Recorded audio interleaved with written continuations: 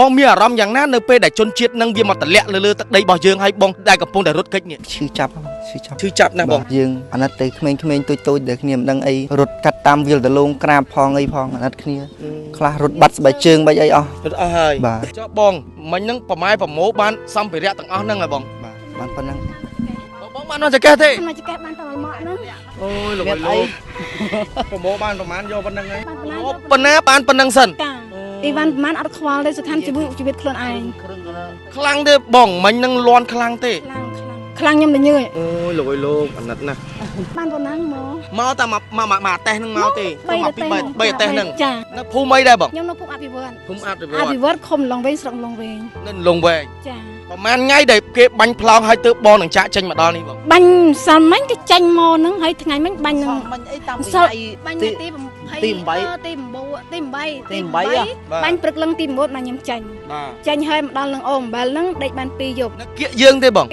បាញ់មកគៀកផ្ទះឬយ៉ាងណានៅមិនគៀកប្រហែលតែកាលថាឆ្ងាយតែវាលឺខ្លាំងមកល្មមទៀតមួយគ្រួសារឬក៏មិនគ្រួសារ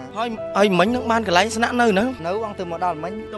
ទេអត់ទាន់បានស្នាក់នៅទេនៅបងអូលោកបងនៅលងវែងនៅម្ដុំណាបងនៅយទៅនៅផ្សារលងវែងហ្នឹងនៅផ្សារលងវែងថ្ងៃកើតហេតុឥឡូវនេះបានមិនបានបងរត់គេចមកដល់ហ្នឹងបងមុនដំបូងយើងនៅក្នុងផ្សារលងវែងទេបាទដល់ពេលគេឲ្យសម្ភារចេញមកកន្លែងដែលឲ្យគេស្នាក់នៅបាទធានភូមិគេឲ្យយើងមកសម្ភារនៅកន្លែងគេនោះដល់ពេលនៅបាន2យប់ពួកវាមកតម្លាក់គ្រាប់នឹង3គ្រាប់ទៀតលឺទេបងលឺពេលនៅពេលដែលបងកំពុងតែនៅក្នុងផ្ទះហ្នឹងលឺសូរតម្លាក់គ្រាប់ខ្លាំងអត់ទេបងលឺខ្លាំងហ្មងលឺខ្លាំងយើងនៅកន្លែងភៀសសឹកហ្នឹងលឺគេតម្លាក់3គ្រាប់ហ្នឹងបានយើងភៀសចេញពីហ្នឹងមកយ៉ាងម៉េចដេកនៅវត្តនេះហ៎វត្តស្រែណូខាងណាដែលតម្លាក់គ្រាប់ហ្នឹងបងខាងថៃបងខាងថៃបានអីអូបហ្នឹងបងស្ងោពងហើយគ្នាមកអ្នកទៅ3គ្រួសារពងហ្មងមិនសុំមើលទីមើលបងបានសុំមើលទីមើល2 4 6 8 9គ្រាប់3គ្រួសារហើយម្នាក់ប្រហែលទៅម្នាក់2គ្រាប់ពធัวឲ្យបងហើយមកនេះបានថ្ងៃអីខ្ញុំទៅដល់ព្រឹកមិញទេចាជីអីមកគេយន្តមួយ3គ្រួសារគោយន្តមួយ3គ្រួសារមកពីខេត្តណាបងខេត្តឧត្តរមានជ័យហ្នឹងឧត្តរមានជ័យមកពីខាងលងវែងលឺខ្លាំងទេបងលឺបែខ្ញុំមុនដំបូងខ្ញុំនៅជំរំអូអំបិលពេលអញ្ចឹងទៅពេលផ្ទុះទៅខ្ញុំនាំគ្នារត់មកនេះតាពេលដល់នេះទាំងយកវានៅគៀកនឹងអូកន្ទឹងហ៎បងចាវាធ្លាក់ឡើងផ្ទាយទៅហ្នឹងទៅបានពួកខ្ញុំរត់មកនេះទៀតបដ ாய் ទៅតោះឥឡូវបងតោះទៅកន្លែងនោះដើម្បីទៅទទួលអំណោយពីបងអុកញ៉ាយឹមតាស្រង់និងបងស្រីម៉ាអ៊ីដែលគាត់យកអំណោយយកឧបភោគបរិភោគមួយចំនួនយកមកឲ្យពួកបងដើម្បីទៅគ្រាន់ហូបមកគ្រាណាបងណាពួកខ្ញុំនឹងមានឱកាសនឹងមកធ្វើម្ដងទៀតបើសិនជាខ្ញុំមានឱកាសធ្វើបងមានអីអរគុណដល់គាត់ទេបងចាអរគុណច្រើនតាគាត់ដែលគាត់យកអំណោយសម្រាប់ឲ្យគ្នាតែនេះអត់ទាន់មានអ្នកបានអ្នកខ្លះគេមកក៏មិនទាន់បានហូបអីដូចដេញខ្ញុំអីនឹងមកទាន់បានហូបអីឡើយទៅកន្លែងធ្វើការគេហៅទៅកន្លែងធ្វើការវិញដូចគ្នាហ្នឹងពេលអញ្ចឹងទៅក៏ពិបាកដែរខ្ញុំតើបានទៅអីបងកូនទូចឲ្យវាដេកវាល្ងិចដេកទៅកន្លែងចំជនអត់កើតចាអរគុណបងអរគុណ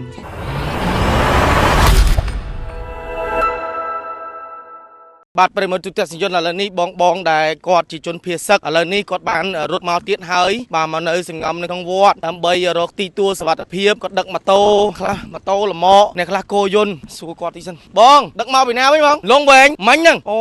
ហើយមកតែឯងទេបងមកពី3ថ្ងៃហើយនេះសិតតែបានបងនោះមកលម៉កទៀតមួយគ្រួសារឬក៏មិនគ្រួសារហើយមិញហ្នឹងបានកន្លែងស្នាក់នៅហ្នឹងនៅអង្គទៅមកដល់មិញទេអត់ទាន់បានស្នាក់នៅទេនៅបងអូលោកបងនៅលងវែងនៅម្ដុំណាបងនៅយទៅនៅផ្សារលងវែងហ្នឹងនៅផ្សារលងវែងថ្ងៃកើតហេតុឥឡូវនេះបានបងរត់គេចមកដល់ហ្នឹងបងមុនដំបូងយើងនៅក្នុងផ្សារលងវែងទេដល់ពេលគេឲ្យសម្ភារចេញមកកន្លែងដែលឲ្យគេស្នាក់នៅធានភូមិគេឲ្យយើងមកសម្ភារនៅកន្លែងគេនោះពេលនៅបាន2យប់ពួកវាមកតម្លាក់គ្រាប់នឹង3គ្រាប់ទៀតលឺទេបងលឺពេលនៅពេលដែលបងកំពុងតែនៅក្នុងផ្ទះហ្នឹងលឺសូរតម្លាក់គ្រាប់ខ្លាំងអត់ទេបងលឺខ្លាំងហ្មងលឺខ្លាំងយើងនៅកន្លែងភៀសសឹកហ្នឹងលឺគេតម្លាក់3គ្រាប់ហ្នឹងបានយើងភៀសចេញពីហ្នឹងមកយ៉ាងម៉េចដេកនៅវត្តនេះហ៎វត្តស្រែណូខាងណាដែលតម្លាក់គ្រាប់ហ្នឹងបងខាងថៃបងខាងថៃបងមានអារម្មណ៍យ៉ាងណានៅពេលដែលជនជាតិហ្នឹងវាមកតម្លាក់លើទឹកដីរបស់យើងហើយបងដែលកំពុងតែរត់គេចនេះឈឺចាប់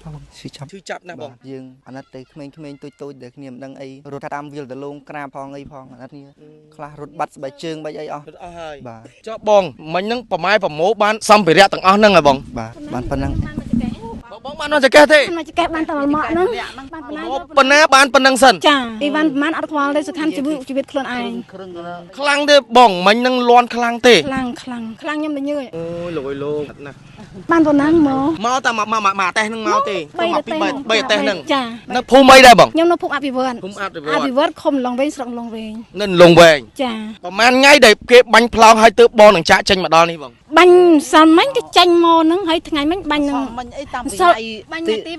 ទី 8 8 ទី9ទី8 8 បាញ់ព្រឹកឡើងទី9មកខ្ញុំចាញ់ បាទ ចាញ់ហើយមកដល់នឹងអូអំបិលហ្នឹងដេកបាន2យប់ នៅគៀកយើងទេបង គៀក ឃើញទេមានអីហូបឃើញទេអត់មានអីហូបទេមានអពងទាសៀងបាទមានអីនេះបានអីហូបថ្ងៃហ្នឹងបងស្ងោពងហើយគ្នាមកអ្នកទៅ3គ្រួសារពងបានមើលសុំមើលតិចមើលបងបានសុំមើលតិចមើល 2 4 6 8 9 គ្រាប់3គ្រួសារហើយម្នាក់ប្រហែលទៅម្នាក់2គ្រាប់ពធឲ្យបងហើយមកនេះបានថ្ងៃអី ខ្ញុំទៅដល់ព្រឹកមិញហ្នឹង ទៅដល់ព្រឹកមិញទេ ចា ជីអីមក គេយន្តមួយ3គ្រួសារ គោយន្តមួយ3គ្រួសារមកពីខេត្តណាបង ខេត្តឧត្តរមានជ័យហ្នឹងបង ឧត្តរមានជ័យ មកពីខាងលងវែង មិញលឺសលេងខ្លាំងទេលឺខ្លាំងទេបង លឺបែខ្ញុំមុនបងខ្ញុំនៅជំរំអូអំបិលពេលអញ្ចឹងទៅពេលផ្ទុះទៅខ្ញុំនាំគ្នារត់មកនេះតាពេលដល់នេះទាំងយកវានៅគៀកនឹងអូកន្តឹងបងចាពេលធ្លាក់ឡើងផ្ទាយទៅហ្នឹងទៅបានពួកខ្ញុំរត់មកនេះទៀតបដ ாய் ទៅ តោះឥឡូវបងតោះទៅកន្លែងនោះដើម្បីទៅទទួលអំណោយពី